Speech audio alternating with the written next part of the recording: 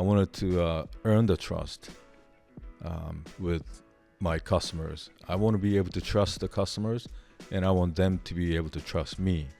So when I say, Chef 99, so and so, I got this great fish, and I think you love it. And then the chef said, great, send my way. That's the situation that I wanted to create.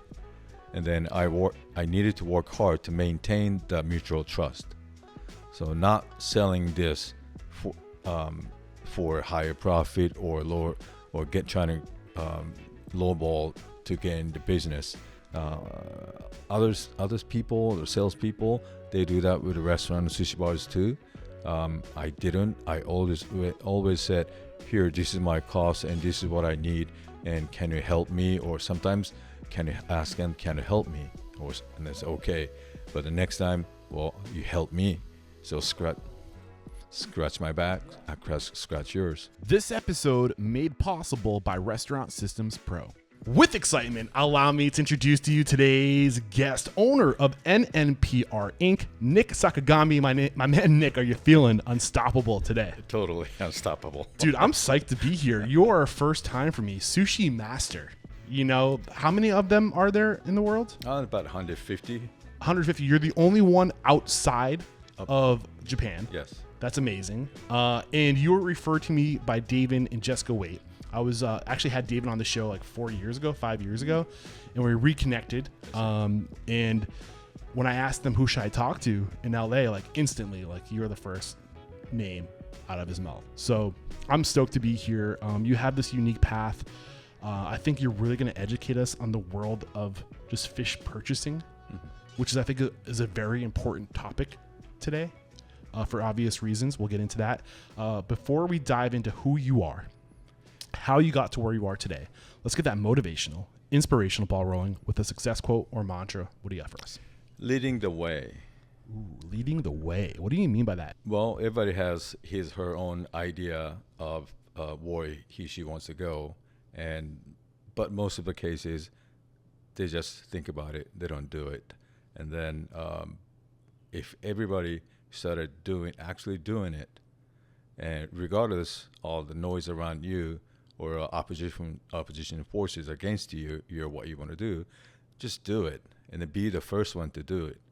And then that will good or bad, attract a lot of attention. Yeah.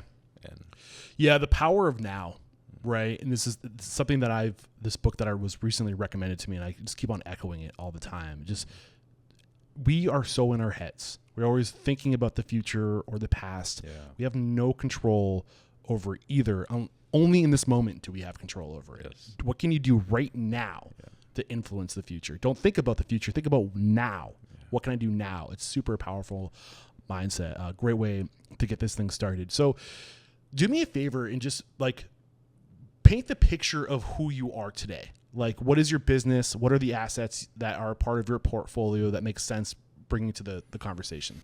My core of revenue stream or business is seafood import, distribute, and branding of certain types of seafood that I want to work with. And then besides that, I do I consult for aquaculture businesses, seafood businesses, from the U.S. to Japan. Want to go to Japan from the U.S. or Europe to Japan or Japan to the U.S. Multi-direction. But so businesses that are trying to move their brand to different markets. Yes, and I come in and help actually move the products and come up with a strategy and brand the products. But I can't brand something unless I'm behind it. You can't brand something unless you're behind it. What do you mean by that? Just because somebody offer me a really good consulting contract, unless I like the products, I like the fish, not for me. Yeah, I can totally get behind that. That's how I feel about the tools and services and technologies that are recommended on my show. I think we live in a world right now where, like, if you have money, if you have power, you can control the message because you can buy people, you can influence things, and it's a problem. Maybe we save that for later. Okay, where does it make sense to start sharing your story? Take us back to the beginning. Okay, well, I grew up in Japan, and my father was a very strict person, and he was the oldest son of a sibling of 7, and then my family tree goes back to 400 something years, and then we're the main family tree of that family. So he had to teach me, raise me in a certain way. So he was really strict and sometimes violent. Okay. But the only good memory, fun memory that I had with my dad when I was growing up, fishing. Every weekend, he took me out fishing, and I was 5, 6, 7, but I was carrying a cooler box with fishing rods, and then going up and down the mountain or hills to get to the rocky reefs. It wasn't really safe. I think the child custody safety or child safety. Child safety support, or I mean, I don't know. I don't have children. I don't worry about it. We'll give him a ticket for sure today. Man. But, yeah. Well, at the same time, I think there's also inherent risk of just being alive, and we're a little too safe today. You know, I mean, we definitely abuse some children. Don't get me wrong. Like there's a good reason those things are in place, but also at the same time, like life is inherently risky, man. Live a little. A little bit overprotected sometimes. Yeah. But so that was the fishing was the only fun memory, and I really enjoyed it. And he taught me how, and I think that's the basis of who I am, where I am at today. And then, no, I was gonna say, Japanese culture is one that is very interesting to me. You hear, different Japanese philosophies being mentioned all the time in business. Kaizen comes to mind. That's the obvious one. And there's different things I've heard. Also hospitality. I've heard Japanese hospitality. The idea of anticipating needs is what you don't ask your guests if they need something. You just anticipate it and you make it happen. It's a beautiful culture. So I'm kind of curious. 400 years, you said you can trace your family history back. How many generations is that? So I'm the 10th generation. 10th generation. That's crazy. You said it was a strict upbringing. Yes. But what are the good elements of your culture? The values your family values that were instilled with you at this time that you remember, beyond the maybe negative memories you might have had of your dad?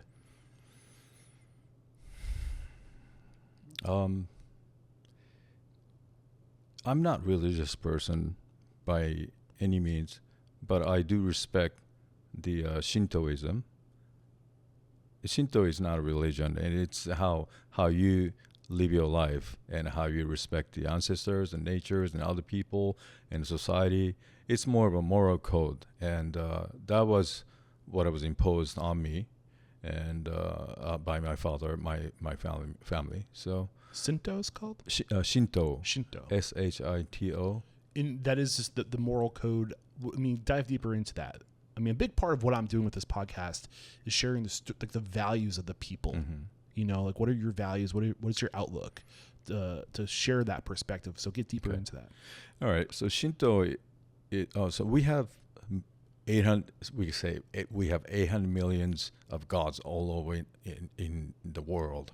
It's similar to animism, Indian American, Native Americans. Okay. So we respect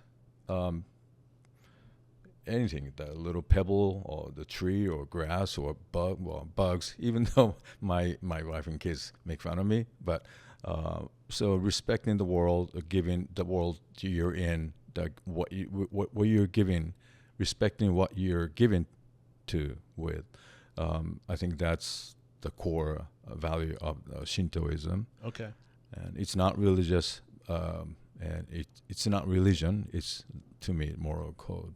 Yeah, it's like an energy. What energy are you putting out? What you put out down from your peers to a rock? How that energy that you're radiating out. There's something to be said about Eastern culture, Southeastern Asia, Eastern culture. That's probably, in terms of like culture and civilization, that part of the world goes so far back. were Eastern medicine. You know, like I think that like they say like the sea level like 13,000 years ago like rose like 400 feet, and you look at like that part of the world, like I think it was called the Sutherlands or something like that, where like Indonesia is today. All that was it was land. There was so much culture that was there. Tens of thousands of years probably of civilization and culture that they're starting to realize now. We learned so much and so much of that culture was lost overnight. There was some type of, they don't know what it was, but it seems like there was some type of like catastrophic event that happened, like whether it was a meteor or like whatever. They're still trying to figure it out, but like they know that the sea level was much lower in that area. So there was a whole continent that's basically underwater now. We lost so much knowledge to that. In that, with like, I find Eastern culture so fascinating because I think they're ahead of the curve. I really do. Well, I think it's different from other areas of the world. Right. When the world started to shrink, you know, like Western culture kind of imposed itself everywhere. And I think we lost some of that. What are, you know, your ancestors 400 years back, right? Things that they knew instinctually that was passed down generation to generation. There's so much there, for sure. So anyway, I digress, but so we get an understanding of who you are, what your upbringing was. When, like, what was next for you? When did you come to the States, or are we skipping over important things? But I was 21 when I came here. Oh, wow. And lucky I was 21, so I was able to go to bars. Wait, so what year was that? Do you mind me asking? The date? 89. 89. Why did you come to the States? I used to play basketball when I was in high school in Japan, and Lakers, of course, and Venice Beach, and that's it. I didn't even think of anywhere else at all. I just I wanted. So after graduating from high school, I did different jobs to save money and came to the U.S. and went to UCLA Extension to learn English, and then passed TOEFL test of English as foreign language test. And then started going to Santa Monica Community College. Okay. So. Did you, at this point in your life, did you know what you wanted to do? Were you still passionate about fishing? No, fish was totally burned. What were you doing for work? Well, as a foreign student, I wasn't allowed to work legally, so I was doing translation job for Japanese business groups.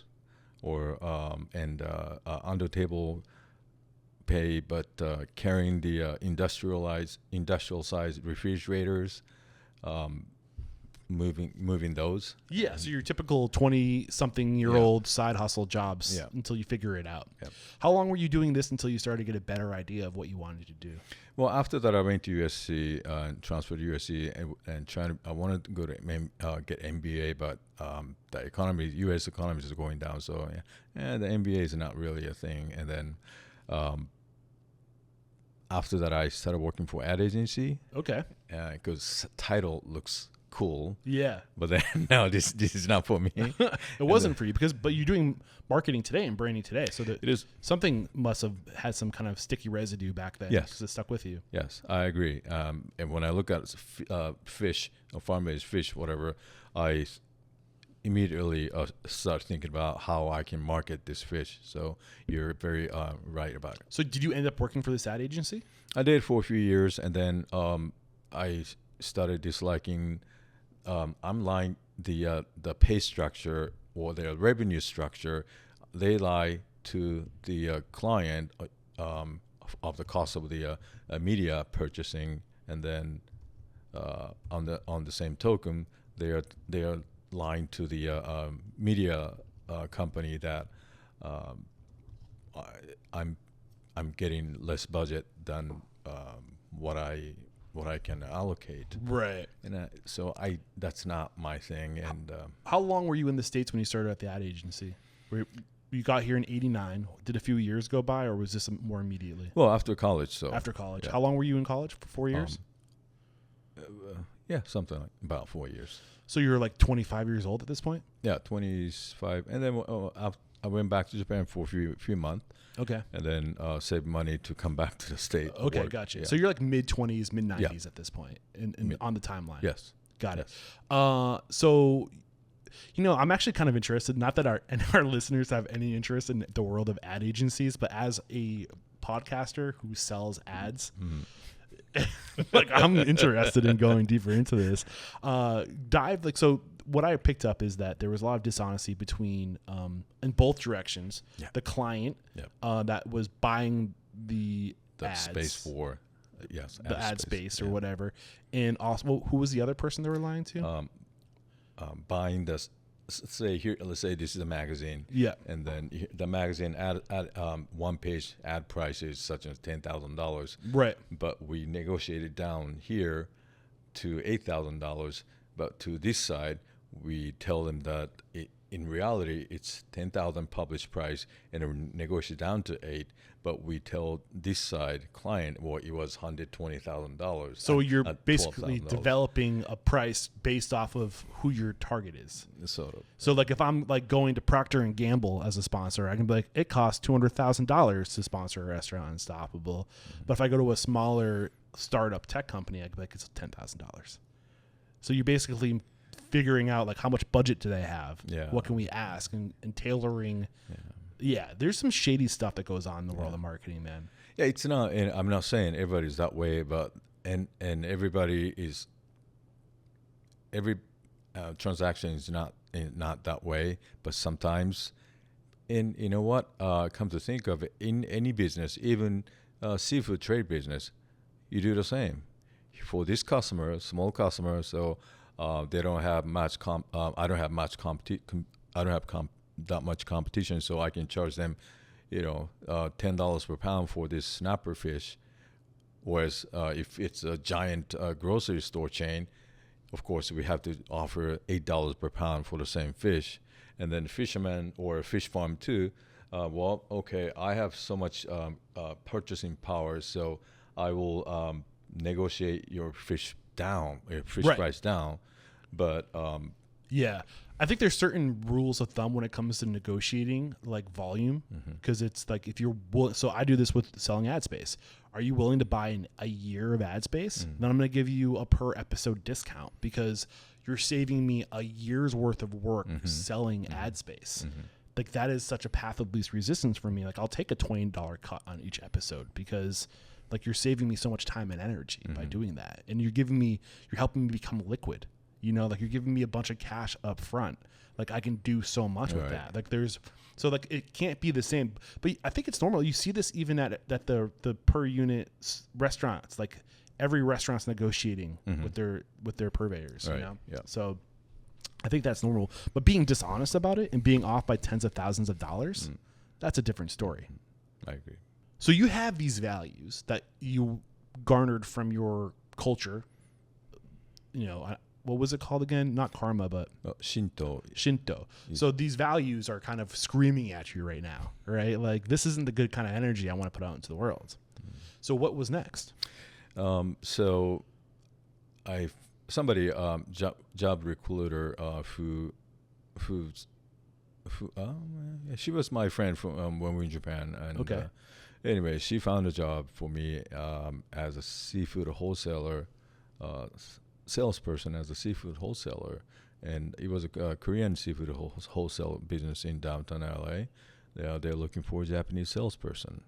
So until I find I like fish, and until I find my real job, I will work there. And it was something for now. And at this point, you didn't even realize your passion for fish. No. Okay. So I was wearing rubber boots and started off with scaling salmon, a fish scale in my head, and my girlfriend another time asked me, forbidden me to come inside unless I take shower hose from, so I smell like fish, every inch of my body, my car, truck, whatever. But then I was having fun. What was fun about it? I guess, first of all, my passion for fish, and then I started realizing that I enjoy eating, and also every morning here we deal with different fish, and even though sure tuna is a tuna, the bluefin tuna is bluefin tuna, every morning we have to work with different kind of fish, and I was doing sales too. So sometimes I drive to Las Vegas and back and only sleep for 3-4 hours and go to come work at 4 a.m. Sleepy as hell. But then when I see a beautiful bluefin tuna with this much total fat, that's it. I'm up and energetic all day.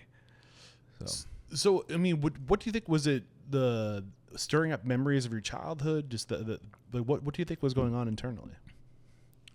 I think so. I Okay. think, yeah, my happy moment was coming back to me with fish. And sure, with my dad, we're not professional by any means, but from the reef, from the boat, fishing boats, the excitement when we we got the fish, and beautiful fish or tasty fish or big fish or small fish or a scorpion, so we can't really take it home. But the excitement, I think I never thought of it until this moment, but I think that every morning when I went to work, tuna, salmon, sardine, squid, fish from Japan, exotic fish from New Zealand. That was the excitement that I experienced when I was little, I think. So it was the experiencing the bounty that came in. What do we have today? Like getting the delivery, seeing like what you have to work with that excited you. Well, so today I don't really go see the fish. After I start, we'll get back to it how, but I was importing fresh tuna from other parts of the world into the U.S., L.A., New York, and I go to a warehouse and check the quality of each single fish by cutting the tail and then plugging the meat and display like 100, 200 of those. Like you see in Wicked Tuna, right? Oh, the yes. TV show? Yeah. Anyway, so I used to do that, but I stopped doing it maybe 2017 or 18. And and then my business model is completely different from that time, because I think that catching wild tuna isn't, I don't feel good about it. Okay. Yeah. What up, Unstoppable restaurant owners and operators? We have to interrupt today's video to let you know that Restaurant Unstoppable and Restaurant Systems Pro, we're taking our relationship to the next level. Beginning in July of 2024, Fred Langley, CEO of Restaurant Systems Pro, is making himself available once a week in Restaurant Unstoppable Network to answer all of your restaurant systems questions, whether it's the profit margins.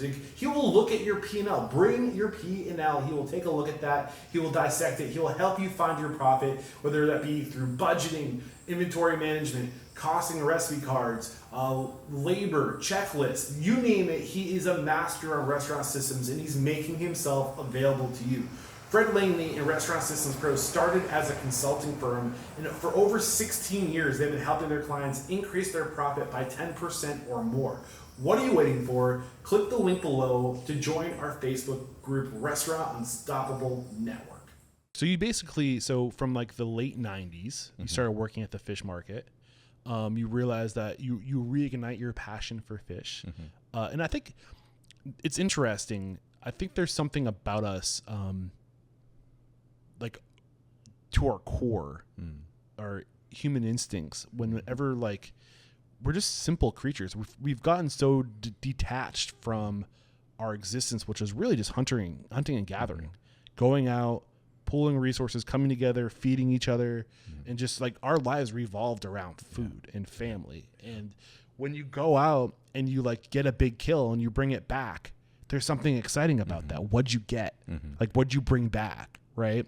I think like I think we've lost touch with that a little bit as a society, like the bounty of like whatever comes in. Right. So I'm wondering if that, like, just being like my anthropology kicking in right now, like of what makes us tick. So you from that point in the late 90s, mid to late 90s, when do you start going around traveling and testing fish? When did that change? Because you're working scaling fish and doing that kind of things. Like, what was your evolution? Oh, I see. So I was hired to become a salesperson. I was a Korean sushi wholesaler, so they only had a Korean sushi bar as a clientele, but they wanted to enter the big market of Japanese-owned sushi bars. And Japanese sushi chef at the time wouldn't talk to any salesperson from Korean fish company. Yeah, what's the difference between Korean sushi and Japanese sushi? So Korean sushi, Japanese sushi, essentially they're the same, but Korean chefs, they do add their own spin, more decoration than technique. Okay. The technique should be the common platform. I've had a great Mexican sushi restaurant in Mexico. They said Mexican sushi and Japanese tapas or something. But the technique was the same. Okay. But decoration and the flavoring are different. Got it. So during this period, you were saying that they wanted a Japanese representative to bridge the gap, right, to break in. So was there a bigger Korean market and a smaller Japanese market, or was there a bigger Japanese market? Bigger Japanese market, smaller Korean. So market. go back to that train of thought. Like, what did they want you to do? To break the mold, because Japanese sushi chef at that time wouldn't respect what Korean sushi companies was doing. Would you say is sushi more synonymous with Japan? I always thought that it was a more Japanese culture. Was it adopted by the Korean later on? Yes. Oh, okay. Yeah. So was there? I mean, is there more to that story? That culturally, sure. Culturally, and also people think that the Japanese guy working at the Korean company not going to work, not going to last. But I proved them wrong, and I started going out doing the sales, and then chefs. I was a rookie too, so I didn't know much about. I love fish, but I didn't know much about the restaurant side of the business of sushi, right? But then keep on going at the chefs. They started understanding my passion, and they started respecting me, and they started sharing the knowledges and started teaching me and saying that you're stupid, but this is how you got to do it. Then and come back next time. Or some chefs said, well, why are you coming in from the front door? You know, you're not customer. You have to come in from the back, right? Yeah, and come back next time or next year. But all those harsh words and sometimes they wanted the hamachi, you know.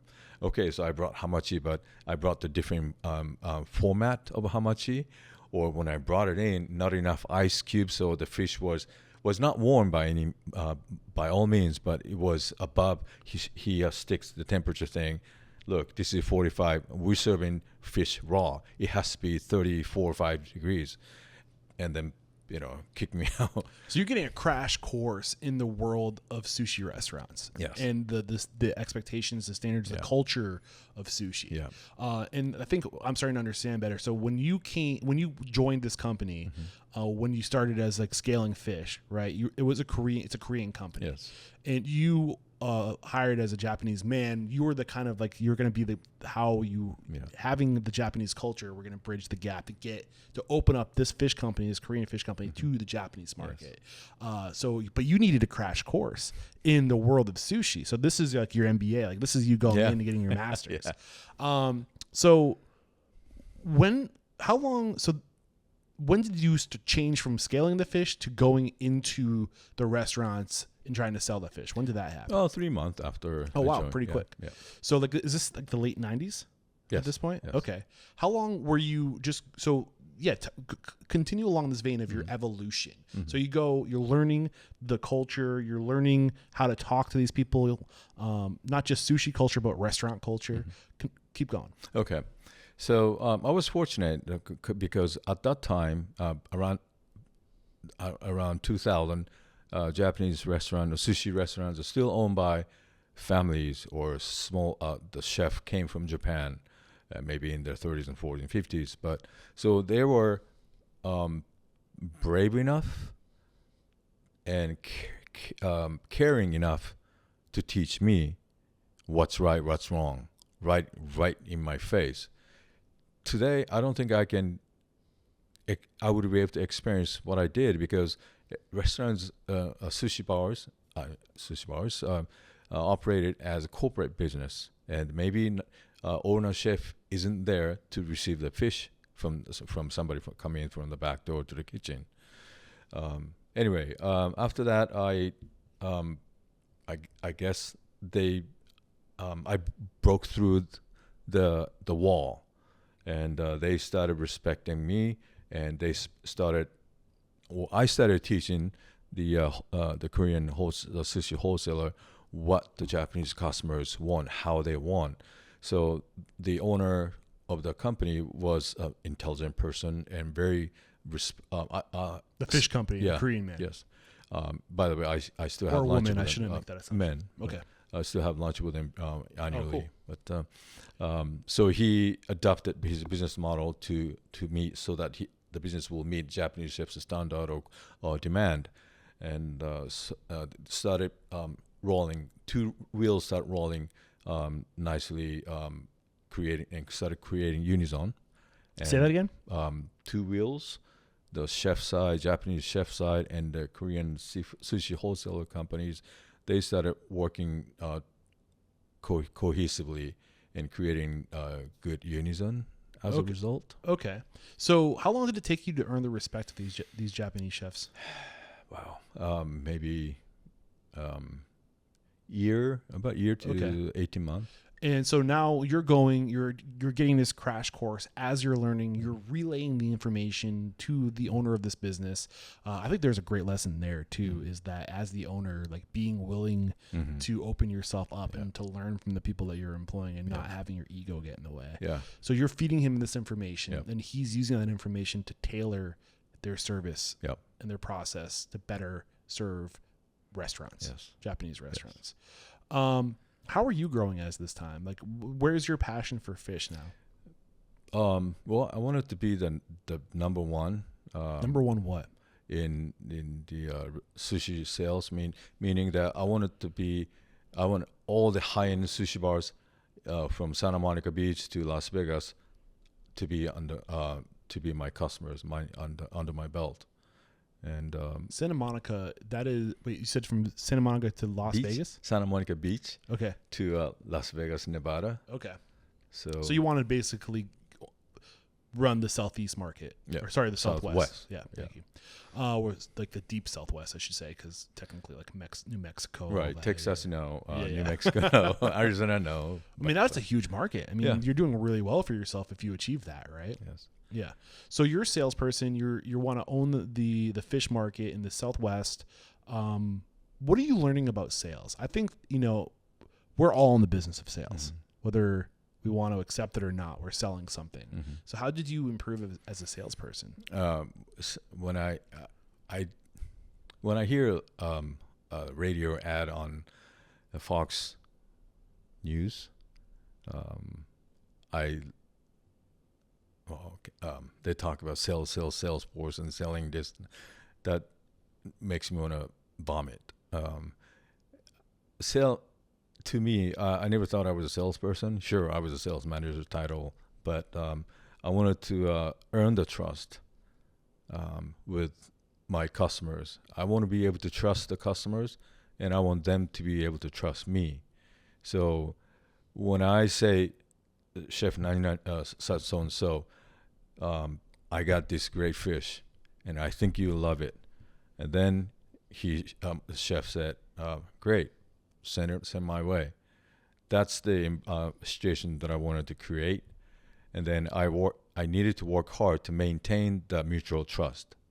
So not selling this for higher profit or lower, or trying to lowball to gain the business. Others people, the salespeople, they do that with the restaurant and sushi bars too. I didn't. I always said, "Here, this is my cost, and this is what I need, and can you help me?" Or sometimes, can you ask them, "Can you help me?" And it's okay. But the next time, well, you help me. So scratch my back. Yeah. I scratch yours. So really what I'm hearing from you is you weren't trying to win, you were trying to serve. You were trying to make sure the people that you were working with won. Yeah. By paying attention to what they want. So you're making me think of Daniel Pink's book, To Sell Is Human. Have you heard of that book? Yes, but it's a great book. And he talks about the ABCs of selling. And it used to be always be closing, right? that word gives me. But he said he makes the argument. It's I think he says attunement, buoyancy, and clarity are the ABCs. So attuning to your client's needs, finding out what they want. Buoyancy, I think it means recovery. So like if you don't make the sale, like bouncing back and staying positive and just keep showing up. And I don't know. I think clarity. It's been a while since I've read the book or listened to it. I think clarity is just clarity in messaging. Clarity. I don't know. Maybe it's time I reread the book. Yeah. But the core takeaway is that to sell as human, we're always persuading. We're always business is about relationships. And if you can serve people, if they can value that relationship, they're going to be loyal to you. Yeah. So it sounds like that's what really drove you is earning the trust and respect of these people that you respected. Is that safe to say? Yes. And then once they started feeling comfortable or they can trust me with fish and overall business practice, they started referring me to other chefs. And then Word of mouth, baby. yes, the Bellagio Hotel opened, and somebody introduced me to the executive chef. So I'll go there, and I went, and I started sending trucks load of Bellagio, Mirage, other Luxe hotels, and then I don't know if you know, but Hamada restaurant. Well, they have 5-6 locations in Las Vegas. Somehow they all became my customers, and so I was bringing more business. I bring to the company, the better, I don't know, the owner took better care of me. Right. It's Right. a valuable relationship, Yes. right? So there's another lesson. If you have somebody who's doing good work, like take care of them. Yeah. You Yeah. know, like Yeah. don't take it for granted. Yeah. How was your passion for fish evolving at this time? Because you are a fish master, sushi master, I should say. Was that is it Meister? Fish Maestro? Yes. Meister? Meister. When did that happen for you? That was 2007, I think. 2007. Only like 9 years into your journey selling fish. Right. So what do you have to do? You want to correct me? Well, at that point, I left the seafood wholesale business. Somebody, do you know longliner? Longliner, that rope miles long, and then Under the water? Yes, the longliner, tuna longliner operating company approached me if I want to be join force with them, partner with them, and started the fresh tuna import business in the U.S. We started doing that right a few months after September 11. Okay. So 2001, end of 2001. So from the end of 2001 to 2011. Oh wait, are you saying you corrected yourself from 2011 to 2001? Is that what you're saying? 2001. So shortly after September 11 happened, I started fresh tuna import business with them. So you're no longer selling fish throughout the Southwest? Or are No. you still doing that? I was out of the wholesale to the restaurant. Okay. So 3 years into, or maybe not 3 years, but mid 90s to early 2000s, you're selling fish to restaurants. Yeah. You get approached by this, what'd you call it? Longliner. Longliner? Yeah. Company that's using nets to catch tuna. No. Long line. So longliner fleet. So each fleet has miles long ropes, long line, Okay. and they catch tuna. So each fleet has a long line, meaning like a one line going out with hooks attached to it. Yes. And No net. No net. Yep. Okay, good. So so like how many fish could they pull in on one line? Sometimes 100, Oh, wow. sometimes 20. Yeah. Okay, so they're basically just trolling with hooks and like lures. Well, okay. Yes, you can Get say. more into long lining for me. I'm not really familiar with Yeah. the process. You don't troll it. You just laid it out, and come back, reel that rope in next day. Yeah. So what's on the hook? Squid, blue mackerel, that kind of thing. Okay. So, it's just kind of like throwing meat on the end of the hook and going and letting it sit at the bottom of the ocean, and then a fish bites it and hooks itself and is hooked until you come back and grab it. Okay, got you. Okay, so you're doing this from 2001 to 2018. How? I mean, what's worth talking about right now? Bring us to what you think makes sense. Okay. Well, so 2001, I started importing fish to, the containers that you see at the airport through the airplane window into the U.S. And L.A., New York, and redistribute to major wholesalers nationwide by truck or by air. I was doing that from 2001, but towards the end of my seafood wholesale industry time, I started thinking that we need to do something about the fish stock, fish farm, and sustainability. I didn't even think of the word sustainability at the time in 2000 or 1999. No. I don't think we give ourselves enough credit sometimes as a society. We really beat ourselves up. But at the same time, we're more, I think, awake and conscious than ever before. The fact that like your average person understands this idea of sustainability or just consciousness or emotional intelligence. Like what kind of dudes in their mid, like late 30s to, I don't know, how old are you today? 56. Yeah, would we, if we were around 50 years ago having this conversation, would emotional intelligence come into the conversation? No way. We've come a long way. So I think your values again are starting to shine through. Just like your values shining through with the ad agency, you're saying that this, like, how can I continue to do this if I know it's not right? If we're overfishing, we're getting too good at this.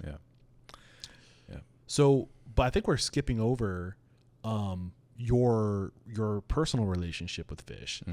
From only 6 years into being a fish wholesaler, you become a master. I'm a sushi master, fish meister. So am I using the terms correctly? Oh, sushi. They call that osakana meister, but osakana means fish in Japanese. So, okay, got it. And meister, does that mean master? Right. Okay, so fish master, or sushi master. What do you prefer to be referred to as? No, sushi master. Okay, cool. It's fine. Yeah. So, from when do you start that journey? Like, how hard is that journey to become a sushi master? That was 2007, and that was open for Japanese people because even in Japan, younger generation started eating less fish, more beef, hamburgers, and greasy, oily animal protein. And then this organization was created by all the fishmongers, fish wholesalers inside of Tsukiji. Now it's called Toyosu, but Central Fish Market in Tokyo, because they're concerned about the trend that I just mentioned. So they wanted to preserve the culture. Yeah. Okay, I didn't mean to put words into your mouth. But thank you. Yeah. Thanks for putting words in my mouth. No, that's cool. So they're seeing this trend and like they want to hold on to Japanese culture. They want to cement what the standards of sushi are, and then you can earn the certificate, basically, or what would they call it? So it's not open for public. You have to have certain number of years of working as a seafood industry in seafood industry, and it's every Saturday for 4 months. So I wasn't living in Japan, and I was living here or New York, New Jersey. I think I was living in Jersey at the time. Were you commuting to Japan? No, I wasn't. But I said, once a month I will come in person. But besides that, please record the session from 9 to 5 on every Saturday. So they said okay, and they started sending me the DVD recording, and then I go there once a month, and then the last in this I started beginning of September, and in December, the closing month, we have to take the written test and test of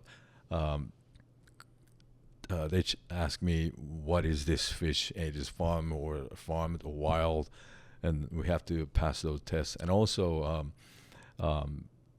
presentation. We have to give presentation to be certified. Okay. Yeah. So when they're showing you the fish, is it the whole fish or is it a cut of the fish? Cut of fish. Oh my good Lord. So you have to look. So what senses are you allowed to use to identify the fish? Nothing but my tongue. Nothing but your tongue. Yeah. You couldn't see it? Well, and eyes and nose, yes. Okay. But So you're allowed to look at it, Yep. smell it, Eat it. and taste it. And you have to say the species and whether or not it's wild or farmed. yeah, wild and farm, that's easy peasy. But the species, and then they display white meat fish, like 10 different white meat fish. And during the practice or during the session, sorry, Sorry. camera. I was waiting for that to happen. We test like 25 fish, and then no one got it right 100%, but average half of 50% correct ratio.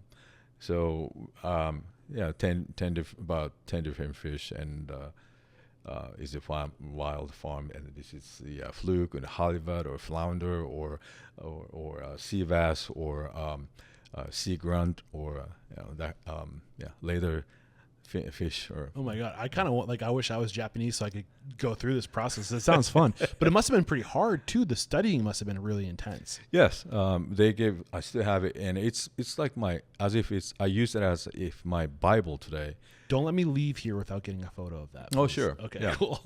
And then that talks about crustacean and the fermentation, traditional fermentation methods, and food poisoning, and the global seafood industry trend map. So very much well-rounded course for you to be certified as a sushi fish master. So when you choose to start this process, is it like months before the actual course? Is there a certain level of preparation that's expected before starting the course? Oh, the preparation is my work experience. Okay. So yeah, Got it. but I wanted to take the course because now back to my awakened moment with sustainability or responsible harvesting of the fish in the ocean or fish farms, farmed fish. Then if I want to be, my mantra or motto is leading the way.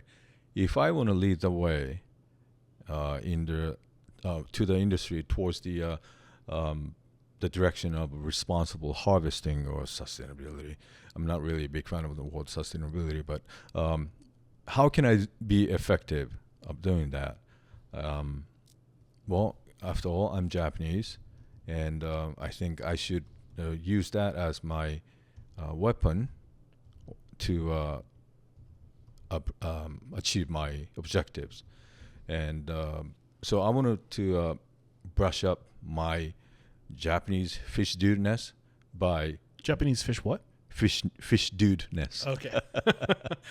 by certified by Tsukiji at the time, the real Japanese fish people. So you're trying to increase your street cred to be taken more Yes. seriously, to make Yep. an impact, Yep. to be the change you wanted to see Yes. in the world. And of course, I want to learn. I was going through the before I started taking the class. I was going through the course synopsis. Did I say it right? Synopsis. Yeah. Yep. And then, very interesting subject they were covering. So some of the, as I mentioned, the traditional fermentation. Oh, you're talking about syllabus? I'm sorry. A syllabus, yes. Okay. Synopsis syllabus, yes. Yeah. Course syllabus. Yeah, gotcha.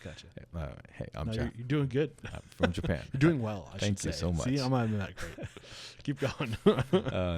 Some of the method, fermenting method, you can't. Modern science cannot explain.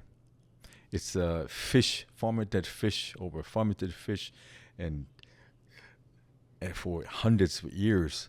The culture. Yes. Like the trial and error. Yeah. This is how you have to do it.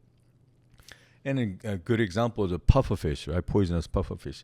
How many people you can imagine how many hundreds of people die from it. Oh, this is just every other white meat fish. Yeah. Yeah. But anyway. Yeah, like how many generations and people dying did we have to figure out? Like what mushroom can you eat? That you is know, true. like what you know? Oh, you have a rash. Like eat this. Like how long? Like that's tens of thousands of years of passed down knowledge. Yeah. It doesn't happen in 100 or 200 or 300 years. No. It's hundreds and hundreds, if not thousands of years. So you're starting to just, in trying to achieve respect from your peers and to increase your fish dudeness, your Japanese fish dudeness, you're also starting to develop a deeper respect for the actual culture of the history that you're trying to preserve.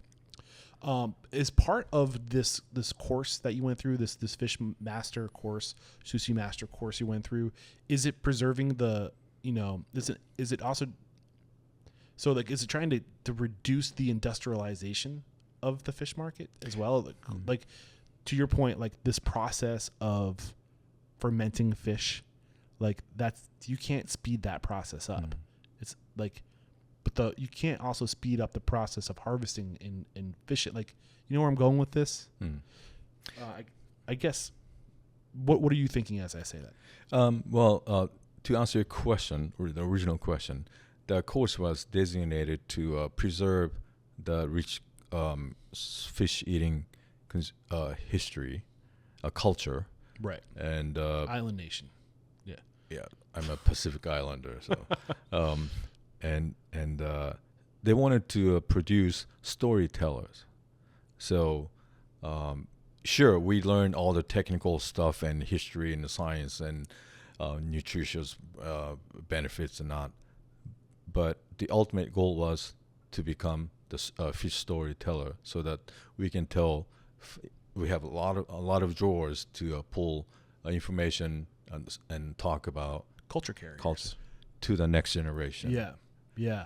I mean, that's what I love. Like what you just described is a great tactic for, you know, we talk about the importance of educating your staff, right? And it's not just like go serve this food, but like, why are we doing it this way?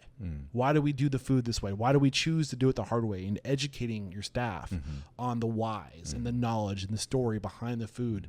And when you can educate them and get them excited about what they're doing, where it's not just going through the motions, but there's a reason, there's a why, they can take that and they can tell that story to the guest. Right. And then that makes that experience so much better, because you're not just eating something, you're eating a story. Yes. You're eating a why. You're eating purpose. Yeah. It's powerful. Yeah. Yeah. So you mentioned you don't like the word sustainability versus responsible harvesting. Like what? Help me understand why you don't like the word sustainability. What up, unstoppable restaurant owners and operators? We have to interrupt today's video to let you know that Restaurant Unstoppable and Restaurant Systems Pro, we're taking our relationship to the next level. Beginning in July of 2024, Fred Langley, CEO of Restaurant Systems Pro, is making himself available once a week in Restaurant Unstoppable Network to answer all of your restaurant systems questions, whether it's the profit margins. He will look at your P&L. Bring your P&L. He will take a look at that. He will dissect it. He will help you find your profit, whether that be through budgeting, inventory management, costing recipe cards, labor, checklists, you name it. He is a master on restaurant systems, and he's making himself available to you. Fred Langley and Restaurant Systems Pro started as a consulting firm, and for over 16 years, they've been helping their clients increase their profit by 10% or more. What are you waiting for? Click the link below to join our Facebook group, Restaurant Unstoppable Network. Sustainability for what? For who? Earlier you said, oh, are you asking me or are you Yes. explaining the I'm question? asking you. Oh, okay. I mean, so the word has different meaning to different people. Right. And so sustainable is relative. yes. And then when people say a sustainable fishery, one thing I will get to this because this is my passion now. Sustainable fishery, sustainable fishery as in fish stock, fishing environment, fish farming environment, the bottom of the ocean, and that's pretty much what they talk about it, refer to when they talk about sustainability of fish or seafood or sustainability. But one thing it's been lacking of is sustainability of the people. In this case, fishermen, fish farmers, and the local economy. Yes. Yeah. Yeah. Yeah, it's interesting. I feel like sustainability is, to your point, a relative term, relative to the person using it and how they're using it. It's also dynamic because what is considered sustainable 30 years ago, today, by today's standards, may no longer be sustainable. Yeah. Right? So like it's on a shifting scale. The more we learn, the more we educate ourselves, and the more data we collect, the more science we get involved. Like we really start to see, holy cow, like to your point, like it's also all connected. So maybe we're being better to the fish, we're being better to the environment, the ocean floor, and all these things. But are we treating the people that are tied to that industry well? Yeah. Is it sustainable from like a mental health and physical health standpoint? Like it's all connected. Yes. And that's what I'm getting from you. So help us better understand the issues in terms of the people who are doing the harvesting. Like what, like how bad is it? Well, when going back to the long line tuna fleet, almost slave kind of environment, the fish, they go out fishing for 3 weeks, 4 weeks, and sleep over each other, and those underdeveloped countries, they recruit crews from those countries, or 20 years ago, 30 years ago, maybe people from China, but nowadays from Philippines and that part of the Asia, and that's fishermen and the fish farms. I've been working with fish farm. I have been working with the company that trying to market Japanese farm-raised fish in the U.S. market, and then come to realize that the fish farmers in Japan, sure, some of them are doing well, but most of them, especially hamachi. What's hamachi? Yellowtail. Okay. Hamachi fish farmers are not doing well financially at all.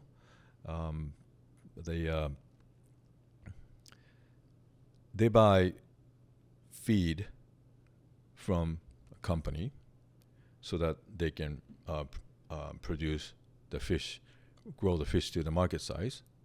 And when the fish reach the market size, they have an agreement with this purchaser and buyer at, say, $7 per pound. Is that a wholesale purchaser? Wholesale, yeah. Middleman, not. Got it. Just say $7 per pound for whatever. Could be $10, but then that was the agreement when they got the babies 2 years ago. But then 2 years later, this purchaser said, "Oh, your price is lower now because market price is lower. If I buy at this price point that we agreed on 2 years ago, I can't move the fish, so I have to buy at this $5 per pound so that I can move your fish for you." And then these people, well, no choice. Yeah. Right? If you don't move the fish out of the ponds, the cohort, this next generation of fish are growing. So it was, okay. And then what I found out through working with this company called Umitron, I'll come back to that. Umi is ocean in Japan, Tron, like Itron. But anyway, so this company, the feed company, and also they purchase how much farmers purchase fish feed from, and this broker or seafood broker or buyer, they sold the fish, middleman. Usually they're owned by the same seafood conglomerate. So they're in cahoots. Yeah. Yep. So so I understand that basically they make an agreement. They say, hey, in order for me to sell this, I need to buy it here because the market has changed. Yeah. So they they undershoot the farmer, or they, what's the word I'm looking for? They lowball the farmer. Yes. I don't fully understand the fish food part though. So Okay. so what, they're selling the fish food for more money? Like, Okay. So they have they make profit. So this giant seafood conglomerate. So you moving your hand around like a circle right now. Okay, because a seafood conglomerate, they have so many different parts of business within the seafood industries. They have hands in so many different Vertical integration, Yes. basically. So the seafood conglomerate owns the entire supply chain. Yeah. Got it. So this purchaser of the final product of hamachi, they don't need to make profit. They just move it, because when they're selling the feed, they're making profit from feed sales. Yeah. So overall, the group, they're making money here by selling feed. So these people, they don't really need to make money, but to just buy cheap. And These people being the purchasers. Yes. Got it. Yeah. So this company, Umitron, they're an interesting company. The founders are Satellite. What's UMI stand for? Umi, ocean in Japanese. I thought Tron. Tron is like electron. Basically,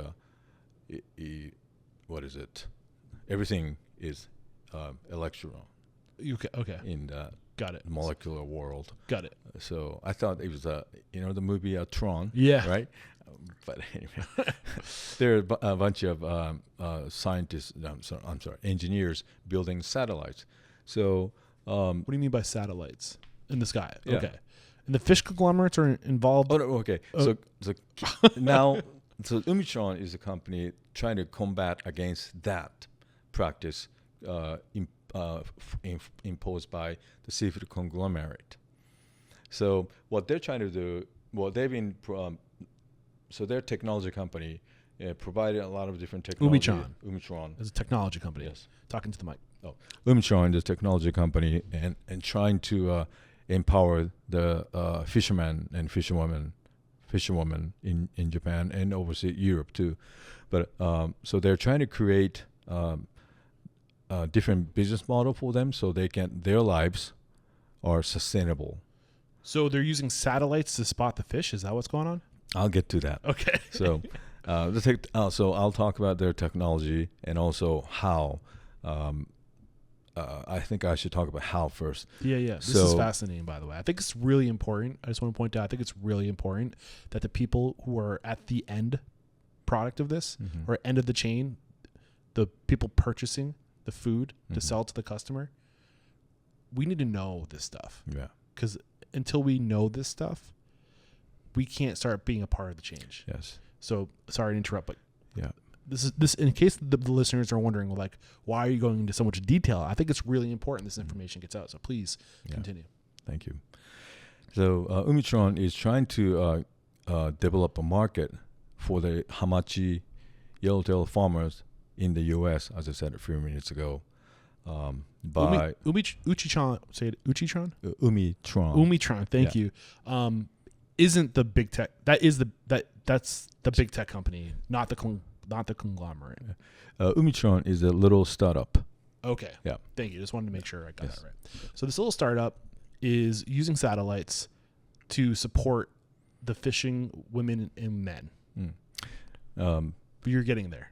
Yes. So once the hamachi farmers, when they have another option to sell, another platform to sell their market-sized products, when the conglomerate buyer comes here, okay, I can't pay you that high anymore. Then they say, okay, that's we'll sell fine. it to this other person. Yes. And then currently the U.S. dollar versus Japanese yen exchange rate is in favor of the U.S. So U.S. Market is buying Japanese products more and at a lower price point than a few years before. And obviously, sushi is growing trend in the U.S. So sure. So they have an option to say, to negotiate. If you don't want to pay, if you're going to only pay me this, even though you promised me that years ago. Yeah. Fine, screw you. Well, they don't say that, but I'll sell to this, and I will. Business. No, Yeah. don't take it personally. Yeah, right back at you. Yeah. So they're providing the option so that they can negotiate, and But they're providing leverage. leverage. Yeah, I got it. Yeah. Which is huge. And this company, Umitron, the startup, like I said, the founders are satellite people, satellite engineers, and cell phone game app engineer.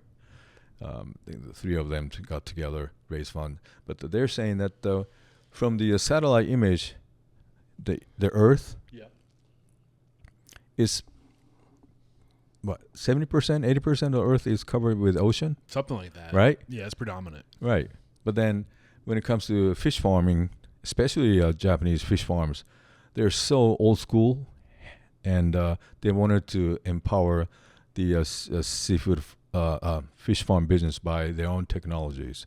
And the master of a satellite information or technology, you can apply to fish farm to run efficiently. Good example, you can see how the ocean temperature is moving. So 3 days out, okay, your fish farm water temperature is going to be this, or salt level or oxygen level will be that. Fish aren't going to bite. Yes. So reduce the amount of feed that you're going to put into the pond. So that will help the fisherman, fisherwoman, and fish, and then the environment, right? Yeah. If fish is not eating, then the leftover feed will go to the bottom. So we can use all these data touch points Yeah. to be more proactive Yes. in how we're farming, Yes. to be more efficient. Yes. So better margins, in other words, for Yes. the farmer. Yes. And then because they have the cell phone technologies and they use AI, machine learning, so you can spot when fish is stop eating. Here's the pellet goes down, no fish touched, and then so the technology, depending on the level of the hungriness of the fish, reduce the amount of fish feed to go down. Which can be predicted by temperature Yes. and all these other Yes. things, oxygen. And you can see that live feed on your cell phone, and you can control it from here. Where you don't have to go out there. And in Japan, of course, a lot of hurricane, typhoon, and rainy days and hot days. But fishermen and women, they don't need to go out there every day. They can do that from here. And then they have the So now you're saving efficiencies on fuel Yes. and all this other stuff, time. yes, so the fish industry people to have better quality life. Better balance. Yes. Interesting. Yeah. I love that. One thought I've had, I think, and I'm just curious, I want to share this with you to get your perspective. To help combat like the issues with sustainability and the issues with taking, like, I don't know where you fall on this idea of a global market, taking food from Japan and shipping it to America, like the carbon footprint associated with that. And I mean, look at what we're doing with like Maine lobster. Like, you can get Maine lobster anywhere in the world, but it comes from one spot. You know, like the Northeast, right? Like, how long are we going to be able to do that? So, like, can we? Is it reasonable to expect fair market price for fish that's caught all over the world? Is that reasonable? Do you think that's reasonable? Well, if you try to use air freight, the cost is very expensive and carbon footprint is high. But if you use ocean cargo, carbon footprint is lower. Lower.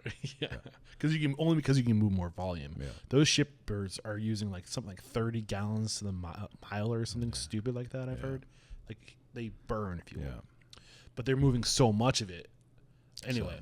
But then also it takes time to do that. So now you have a shorter shelf life on that product. Yeah, and usually frozen, right, as well. And I think that's why the seafood fish farm is a good way to resolve that issue or reduce that challenges that we have. So bringing the farms closer to the markets. Yes. Got it. Yeah.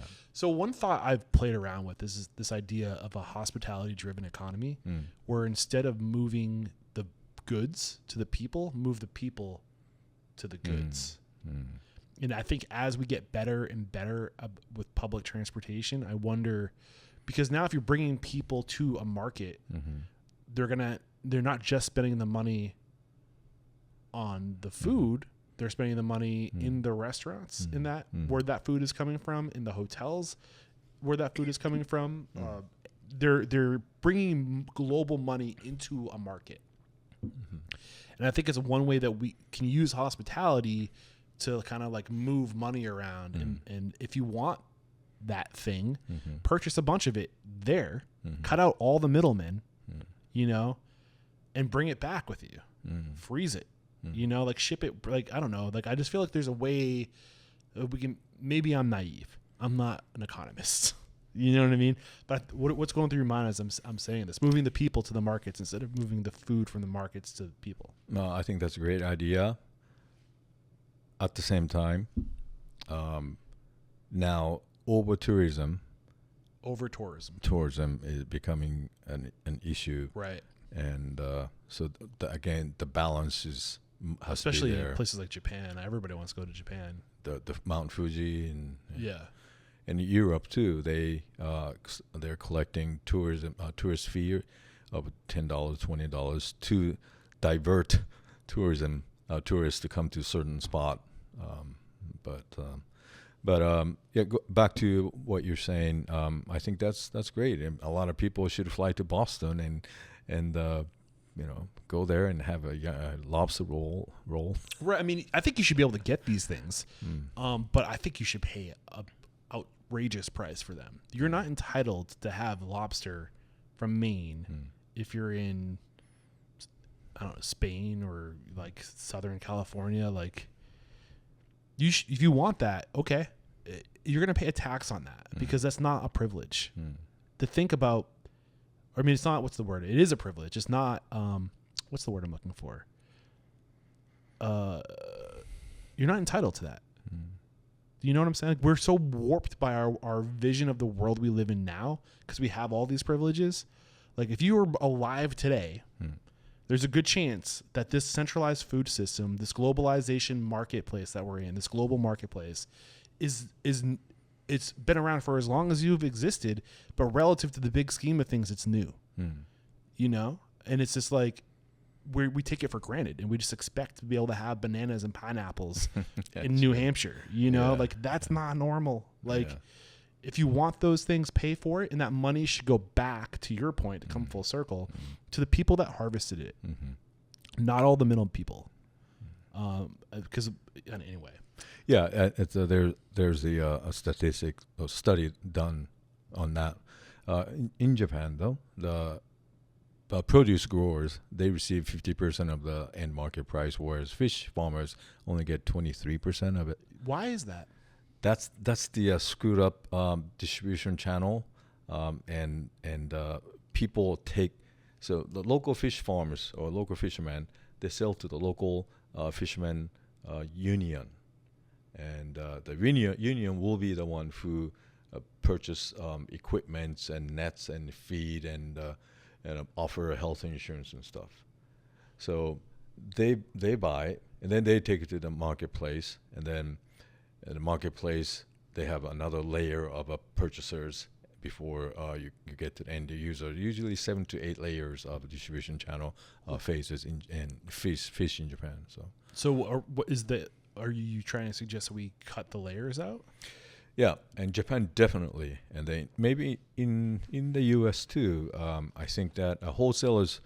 I'm from wholesale background, and obviously wholesale businesses have a great attribute, and we needed to have wholesalers who have that wholesalers function to have different types of products all at once. But then now the restaurants are more specialized to do certain things. Even sushi bars used to have a sushi, teriyaki beef, and teriyaki chicken, and massive menus. right? But now that I think you would agree with me. The newer trend is smaller restaurant, 100%. right? The chef and just a wife or chef and partner, just one person server, maybe 12 seating. So you communicate with, you can talk to the chef, and then, like you were saying earlier, the chefs or the server, they can explain to the guests why this is special, why this fish is so special, what did he or she do to make it work. So the category is very specialized, and then maybe you can go through specialized grower or fish farmer or fisherman and connect two dots directly. And we have technology today too. So now there's ways to use technology to create literal networks where like there's just what's the word I'm looking for? Cataloged. So like connecting the purchasers with the exactly where they get what they're looking for, right? Where you don't need a person who knows all that because it's been organized. It's in an app or a search feature or something like this where you can like leveraging technology to remove the middleman. But what about all the lost jobs from all the people in between? That's a very good question. Right. The sustainability of the industry, yes. Right.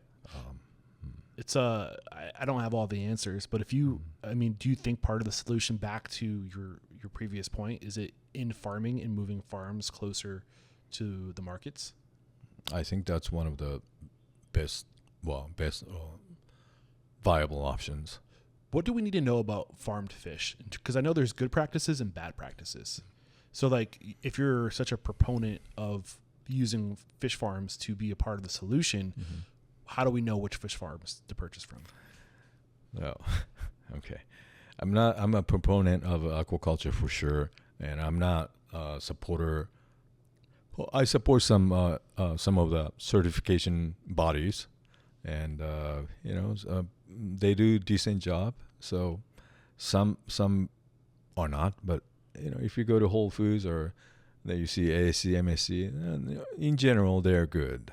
What are we looking for? AMC, MSC, Marine Stewardship Council, ASC, Aquaculture Stewardship Council.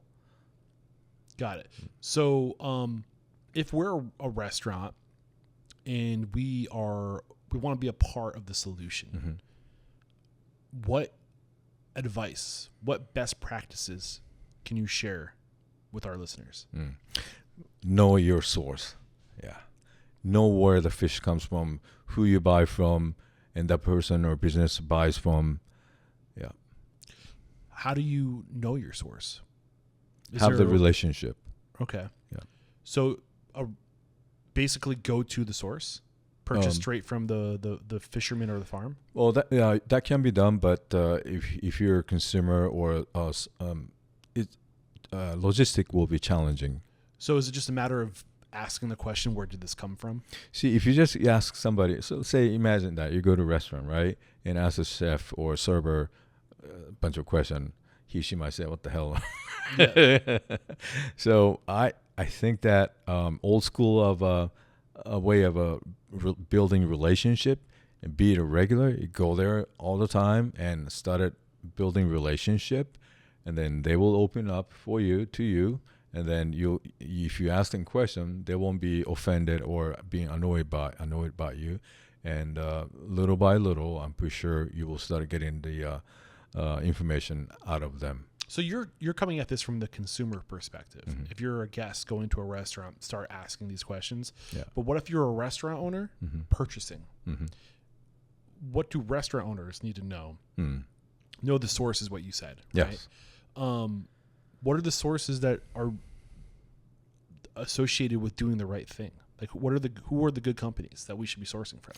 Well, wholesalers, distributor, they're my customers too. So I don't want to say, point fingers at anybody. But is there a website we can go to research this stuff, or like where do we go to know our source? Most of the reputable seafood wholesalers in the U.S. they buy from good sources. You said most of the reputable. Is that what I heard? Yes. Okay. And the good sources and some not that great source. It's a business. We haven't discussed your book, man. When did you publish your book? Oh, that's a good question. 2018 or Okay. 19, and that's my dear friend David Wait. Is that his hand? Yes, Okay. and a lot of pictures are in this book created by his creations, and David and I are polar opposite. He's a genius. And he's a engineer. He's a master chef, but he's an engineer. Whereas I see this fish, I have this emotional attachment and visual whatever, or from my smell. But he does breaking down to the molecular level in his head, and he reconstruct and put things together to come up with a beautiful presentation. Not only a presentation, but beautiful a medley of a flavor profile with each bite. And is that book like in collaboration with David? he did a lot of more than half of menu pictures. Oh wow! So he Yes. did the photos. Yes, Beautiful. that's Yeah, it's him right there. Yeah. We just spoke to him last week. Yeah. Second time I've had him on the show. I had him and his wife Jessica join us. Yeah. Is there anything that hasn't been brought to the conversation today? An area of expertise you have, a message you want to get out, something that's really important?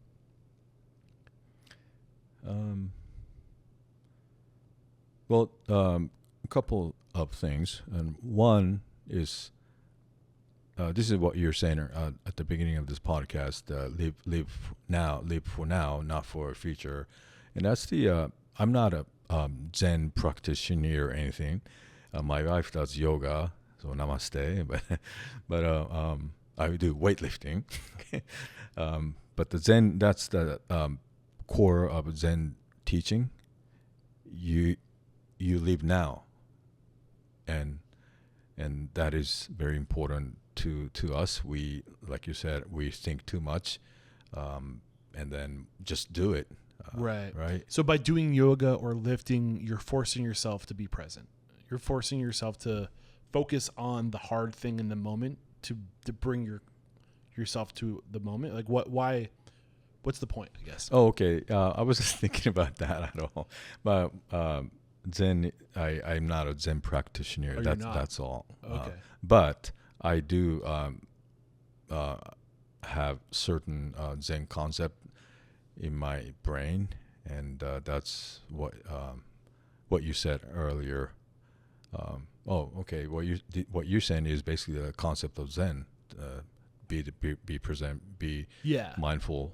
And Well, I thought you were tying the idea of the power of being physically active, whether that they call it a practice, right? Mm-hmm. Whether you're practicing yoga or practicing strength training or practicing, long endurance bike rides, which I like to do long bike rides, but things where you push yourself physically tend to quiet the noise. oh, I see. Focus. Yeah, like you're forced. Okay, when your legs are burning and you're focusing on form and doing the thing, it brings you to the present. Like we try to avoid the hard thing, Yeah. and it's in doing the hard thing that we find happiness and pushing ourselves, and also pride. Like you did the hard thing of leaving your job twice, right? Because they weren't doing things that backed your values. With the ad agency, then again with the line caught fish or the whatever you call it, long line, Yeah. overfishing. Yeah. So you did the hard thing. You left that job, right? You took a risk, but you're probably much happier now because of it. Oh, totally. Yes. Yeah. So tell me more about your business today and how you can serve my listeners, if at all. Well, before I get to that, Can I talk about a concept? Can I share a concept? Please. That is Sato Umi. Sato is like my hometown. umi again, ocean. So Satoyama concept is a little bit known nowadays. Satoyama is again hometown, mountain or hill. So people live in the village. Here's the mountain, and we help each other coexist. We go to the mountain, and then we hunt birds and harvest vegetables, and then they trim the bottom of the tree so that the lights will go in, so that microorganisms and micro plants and insects will grow healthy. To maintain the balance of the ecosystem of the local mountain, Right. helps the human who live near the village. So they coexist. You're making me think of the Amazonians right now. You know what I'm talking about? Amazonia is a giant woman. What the people from the Amazon? Oh. Like the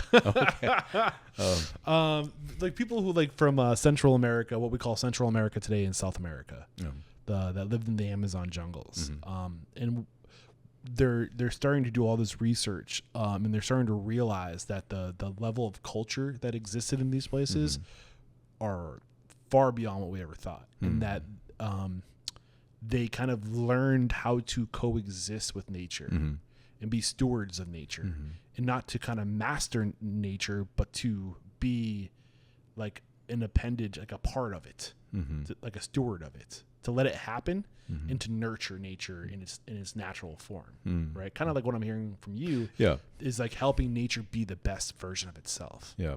Right. And be coexist and be a part of that. And then that is like in the wine world, they have the terminology called terroir, Terroir, right? And then Satoyama is basically a terroir with in holistic. Yeah, that area. Yeah. And then Satoumi is the same version, the ocean version of that. Here's the bay. We live by the bay. We take care of the bay, ocean bottom, maintain the biodiversity, healthy biodiversity of the local bay, so we can catch fish or seaweed, or and then we coexist with the bay. That's, I guess, I was talking to a French guy, and he said, "Oh, that's mar, like as in ocean, maror." Oh, okay. So Like they terroir, have, maror. yes. Got it. And then why I'm bringing this up, because nowadays the restaurant industry too, sure, they have a nationwide change, but I think just like we talked about in this podcast, smaller group, smaller chefs, smaller restaurant are becoming more popular and are supported and respected, and the chefs don't need to work for a giant restaurant chain. Well, to get a career going, maybe yes, but you have more option to do what you want to do when you're being a part of the community. And when you're being part of a community, for example, where Davin Wade is Oceanside or San Diego, they have farmers. He introduced me to local farmers, organic farmers. We did an event, and the local fishermen and tuna dock harbor every Saturday. Yeah, basically farmers market for fish, locally caught fish. So the San Diego is a great example of that. Sato Umi, the maror, terroir, and restaurant and chefs, all connected. And to compound on what you're sharing, I think beyond, like, it's also more rewarding. And I think, and I loved it. Go ahead, please. Yeah. That's the that should be one of the main drivers of that movement, because yes, you feel good about it, right? You buy. Oh yes, this zucchini comes from the local farm. This California sheephead fish comes from a local fishing boat, and we buy, and the local chef makes prepare for us, and we eat at the local restaurant. I think that the feeling of a reward, doing something for the environment, and that's really strong rewarding factor nowadays. Yeah, and if you to come, I feel like it's weird. Like, I feel like the pendulum swings, right?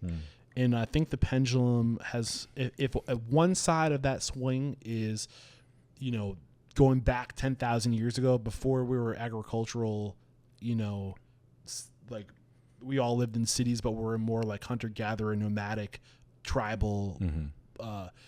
If that's one side of the swing, right? The other side is like where we are today, where we live in a centralized food system. We rely on government, and we don't need each other. We literally don't need each other anymore to survive. Like we could stay in our homes, never leave, and have Uber Eats drop food to us. Like we literally don't. How many people, and be honest with yourself, how many people are listening to this who don't know the names of all their neighbors within, say, a quarter mile? I don't. That's crazy. Yeah. You know what I'm saying? Like we don't know our communities. We're so detached. That's the other swing. That's the complete opposite.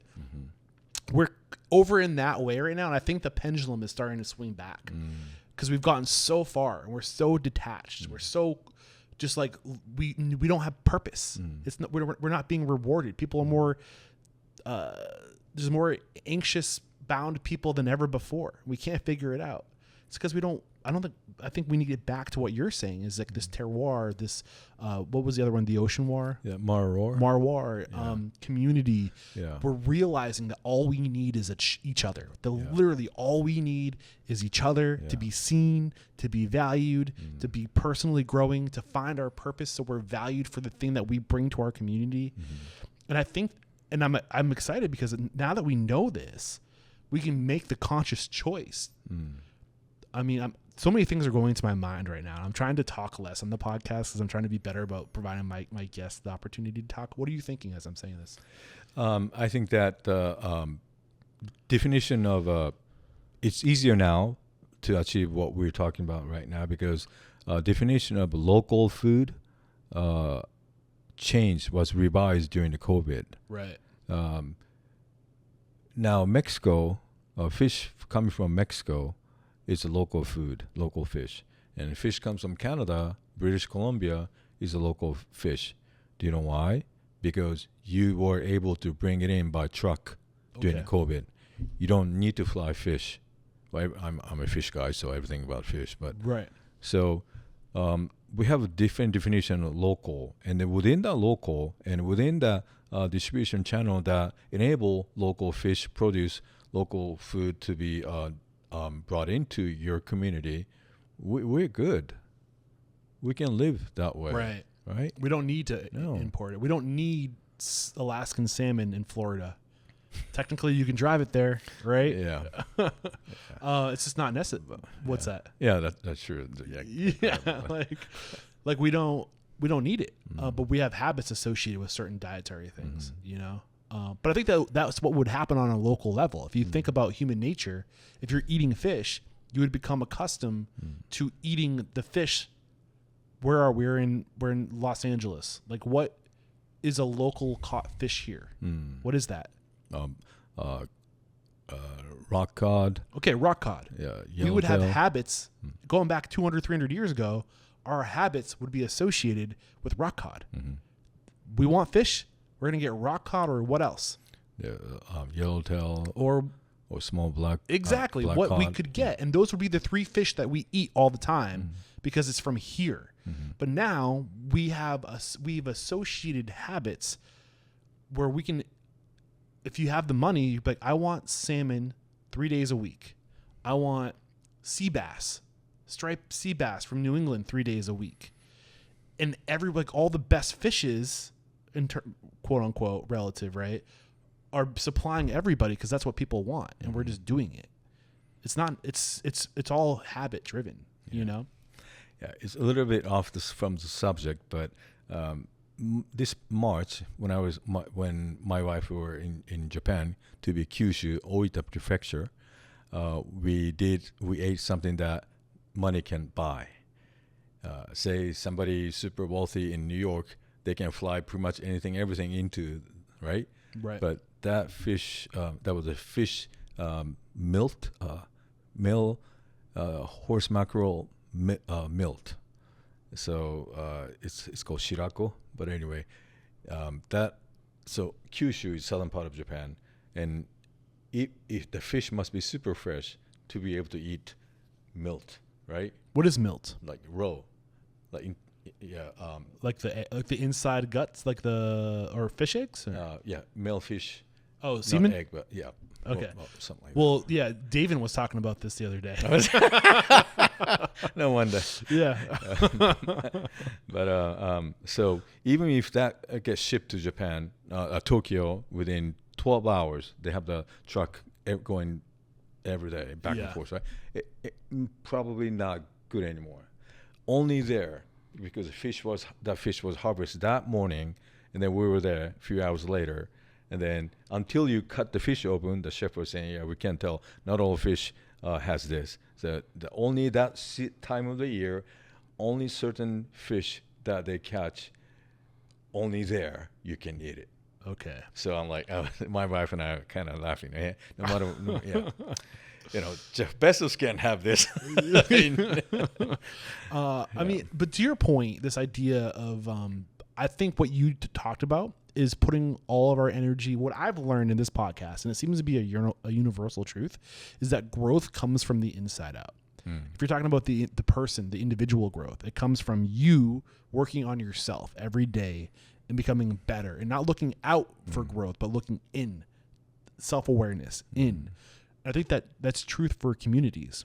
I think that if a community wants to change, it's about collectively as a community looking in and saying, what can we do here better? How can we how can we look at what we have and leverage what we have right here? But then also rippling that mindset out and influencing other people to think like this. But it has to happen from the inside out. And I think as we look to the future, and we're at that point in the conversation now where we're looking to the future, you're going to see a lot of jobs that spun out of like the agricultural revolution, right? Because I think before the agricultural revolution 10,000 years ago, your job was to either hunt or gather or be one of these stewards of the earth, to know the earth, to pull from the earth, to come together. Maybe your job was to cook the stuff that everybody brought together, right? Maybe you're a caretaker, but the responsibilities we had 10,000 years ago were very human, very hunt, gather, care for others, survive, right? And I think as we go into the future with AI, like after the agricultural revolution, we were able to slow down and diversify skill sets. We became artists, we became engineers, designers, right? Like our skill sets multiplied. But as AI and automation and technology start to replace those roles, like I think we're going to be forced back into purpose, the food, the terroir, and like putting our energy into like going back into just getting the food and harvesting. I think the food and beverage industry is going to explode because it's going to be, we're going to have bandwidth to focus on doing the right thing again.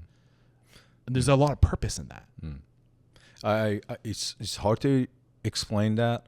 It's such a huge picture that you described, but I feel that way too. Yeah.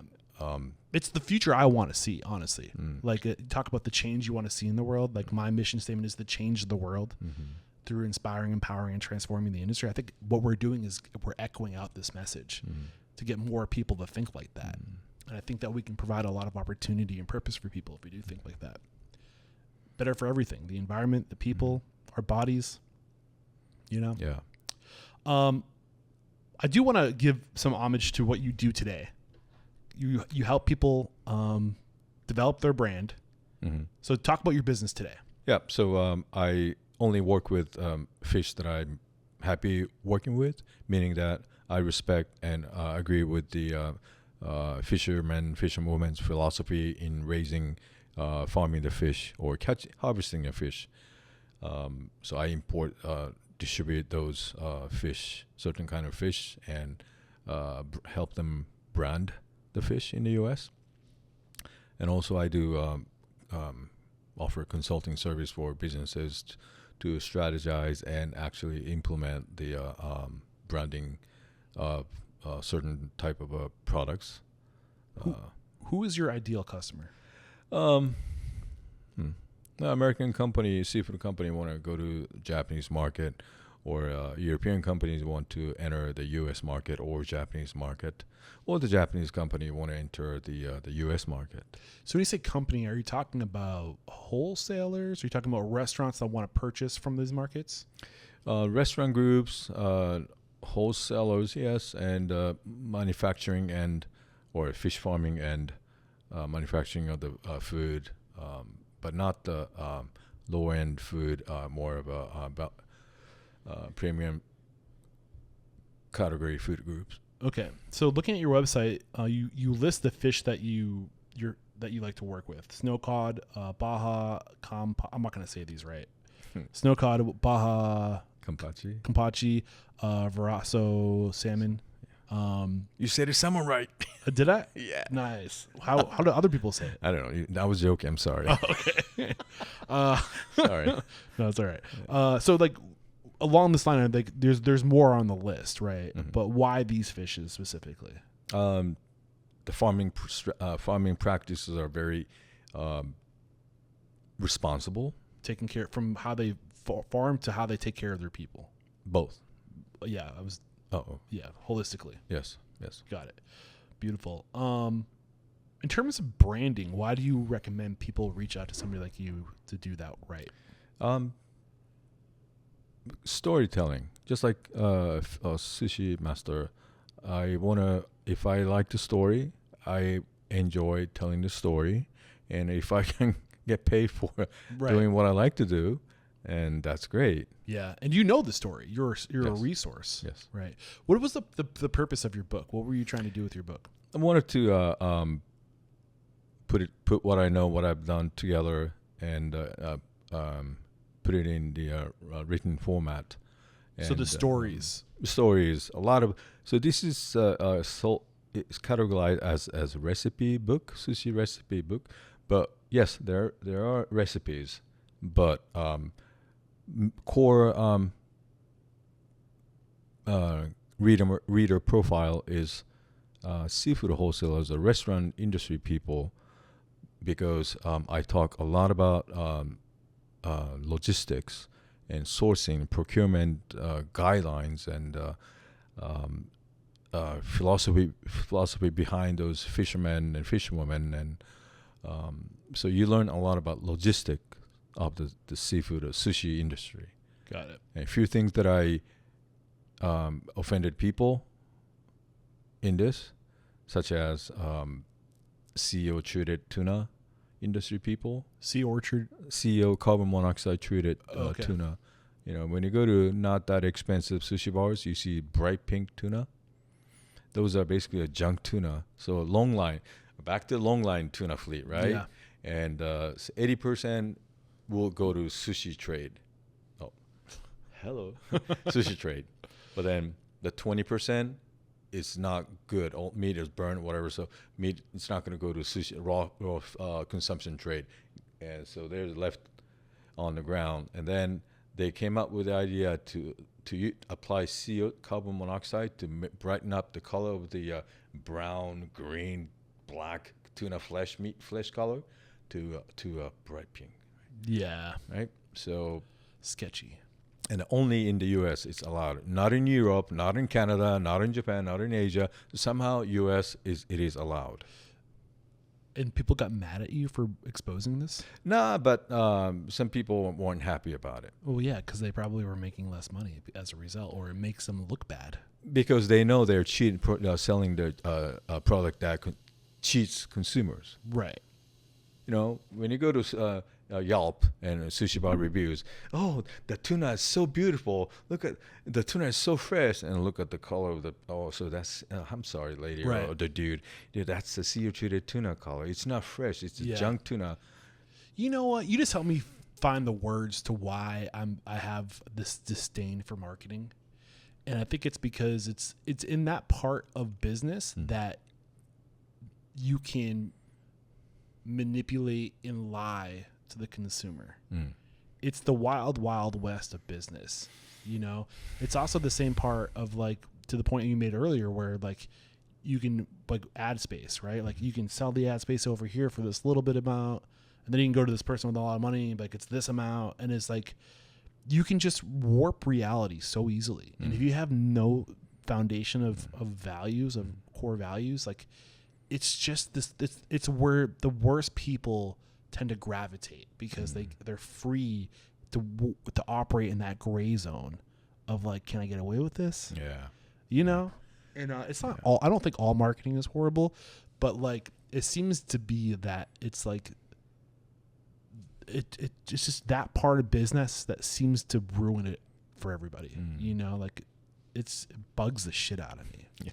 And when you start to figure it out, it's hard for you to get behind it. Yeah. You know, I think we're alike in that way. But this has been a lot of fun, Nick, man. Thank you so much. My pleasure. I've really enjoyed talking to you. I want to ask you a couple questions before we say goodbye. What is one thing about your business, a value, a process, a system that makes you truly unstoppable? Doing what we should be doing. A lot of people, a lot of business, they are not doing what they should be doing. I'm not doing anything beyond what you need to be doing as a baseline. But since I do, or we do, we stand out. Yeah. I think what I hear, if I'm reading between the lines, is choosing to do the hard thing because it's the right thing. Well, no, you don't. It doesn't have to be a hard thing. Well, here's the example. Again, fish. Oh, the fish shipment is being delayed. Well, okay, it's 5 p.m. So if I tell my customer now versus if I tell them, I'm sorry, it's 10 p.m. Let's just say 10 p.m. So I'm in bed, or I got a text from the airline that my container got bumped up. So all right, I'll wait until tomorrow 6 a.m. I'll tell my customers. If I tell them now, they will do something. They can replace that with something else. But if I tell them that when I wake up tomorrow morning, okay, well, if fish is bumped, it's not coming here today, then they will lose their business with that fish for the day, because they have no time to act and get the fish in and sell the fish on that day. That's a normal thing to do, but you'll be surprised how many people or companies are not doing what they're supposed to be doing at the right timing. Right. So we do that. Yeah. Yep. The mission statement is to change the world through inspiring, empowering, and transforming the industry. I think we're going to transform the industry by helping transform one person at a time. So how have you personally transformed? How are you a better man today than the man you were when you started doing what you do? Well, that's a deep question. Yeah. Wait until the next one. I understand the world better. What do you understand about the world today that you didn't understand back then?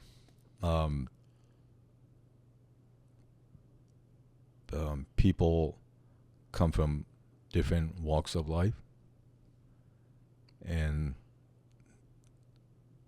they have different perspectives, values, and that is okay. That is okay. Yeah.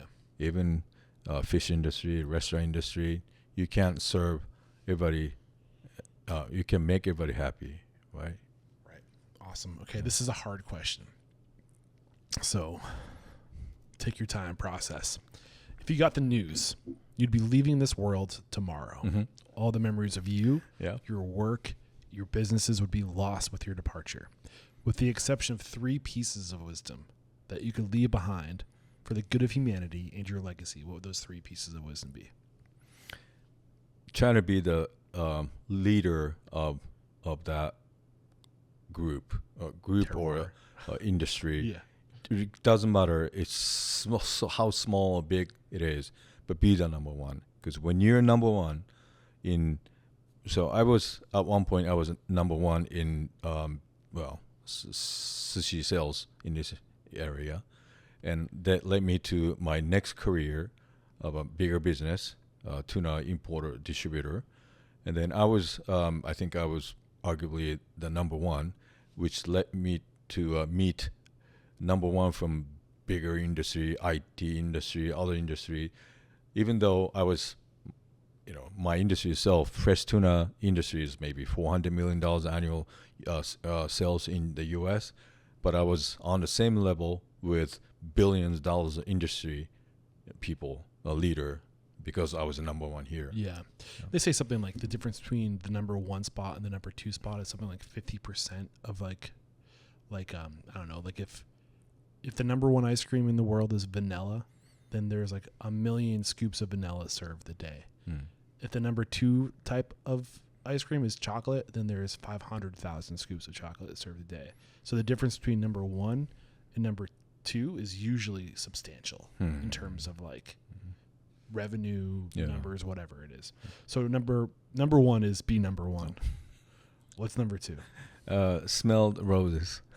Smell the roses. Yeah. I think we all know what that means, but feel free to elaborate if you want to. I mean, be present. Be present. Yeah. And number three.